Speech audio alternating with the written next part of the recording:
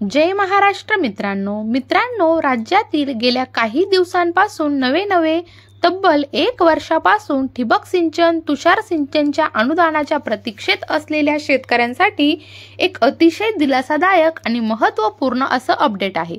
ते मित्रांनो, आपण या व्हिडिओच्या माध्यमातून जाणून घेण्याचा प्रयत्न करणार आहोत।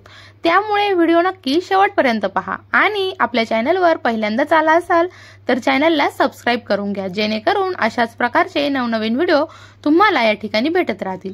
मित्रांनो, राज्य शासनाच्या माध्यमातून शेतकऱ्यांचं थकीत असलेलं ठिबक सिंचन, तुषार सिंचन त्याचबरोबर मागेल त्याला शेततळ्याचं पूरक अनुदान वितरित करण्यासाठीचा निधी मंजूर करण्यात आलेला आहे।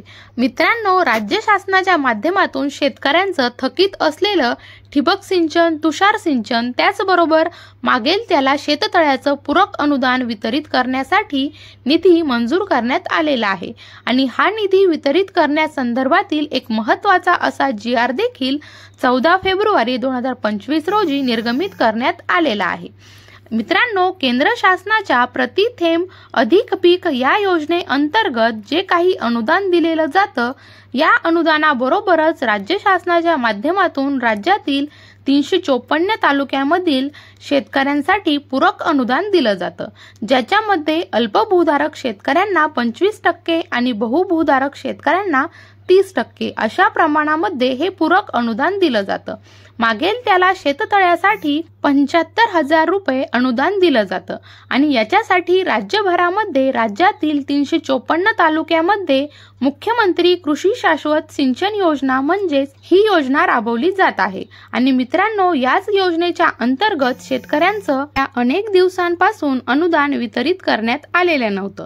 शेतकरी मोठ्या विवंचनेत होते। मित्रांनो, याच्यासाठी राज्य शासनाच्या माध्यमातून 2024-25 या वर्षासाठी 400 कोटी रुपयांच्या निधीची तरतूद करण्यात आलेली होती आणि याच्याच पैकी आता 144 कोटी रुपयांचा निधी हा वितरित करण्यासाठी मंजुरी देण्यात आलेली आहे।